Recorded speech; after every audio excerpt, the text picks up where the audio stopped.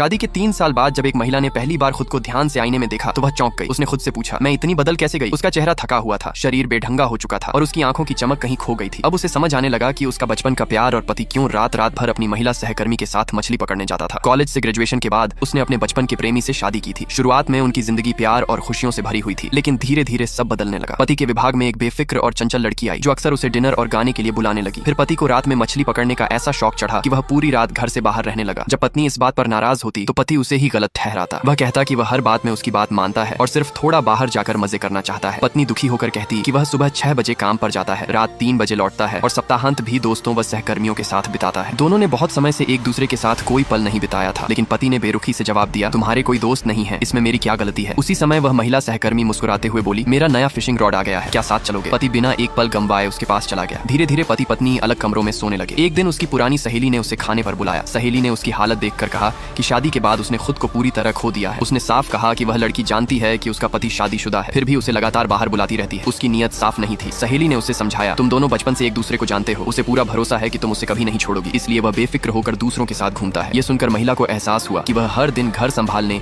खाना बनाने और कपड़े धोने में लगी रहती है, जबकि उसका पति बिना किसी अपराध बोध के दूसरी औरत के साथ समय बिताता है। उसने अपनी सहेली से पूछा कि उसे क्या करना चाहिए। सहेली ने जवाब दिया, सबसे पहले खुद से प्यार करना सीखो। किसी आदमी को यह अधिकार मत दो कि वह तुम्हें हल्के में ले। घर लौटकर महिला ने चारों ओर फैली गंदगी को देखा और सोचा कि क्या यही जिंदगी वह जीना चाहती है। उसकी सहेली की बातें उसके दिल में उतर चुकी थी। उसने फैसला किया कि अब वह अपनी जिंदगी बदलेगी। उसने घर की बेकार चीजें फेंकनी शुरू कर दी, पुराने कपड़े, अनावश्यक सामान और अपनी पसंदीदा लेकिन अस्वस्थ खाने की चीजें भी बाहर कर दी। उसने खुद से कहा, आज से मैं अपने लिए जीऊंगी। इसी बीच उसका पति अपनी वही सहकर्मी को घर ले आया। वह अपने नए फिशिंग रॉड का प्रदर्शन करना चाहता था। जब उस लड़की को पता चला कि पत्नी वजन कम करने की कोशिश कर रही है तो उसने उसका मजाक उड़ाया। फिर वह पति के सामने बनावटी अंदाज में बोली, आज रात मेरे निजी तालाब में मछली पकड़ने चलोगे? और व्यंग्य से पत्नी की ओर देखकर कहा, उम्मीद है मुझे एक रात के लिए इन्हें उधार लेने की इजाजत मिल जाएगी। पति ने हंसते हुए जवाब दिया, इससे पूछने की जरूरत नहीं है, ये मुझे कंट्रोल नहीं कर सकती। पहले ऐसी बात सुनकर पत्नी रो पड़ती, लेकिन इस बार वह शांत रही। उसने उसी समय जिम और पर्सनल ट्रेनिंग की क्लासें खरीद ली। अब उसका सबसे बड़ा लक्ष्य खुद का बेहतर रूप बनना था। उसने अपने बाल बांधे और वजन कम करने की कठिन यात्रा शुरू कर दी। स्वस्थ भोजन और कड़ी मेहनत के दम पर उसने केवल 3 महीनों में काफी वजन घटा लिया। उसका शरीर फिर से आकर्षक और फिट दिखने लगा। पुराने कपड़े अब उस पर ढीले पड़ने लगे थे। एक दिन उसने पति को पैसे भेजने के लिए संदेश भेजा। तभी पास बैठी वही सहकर्मी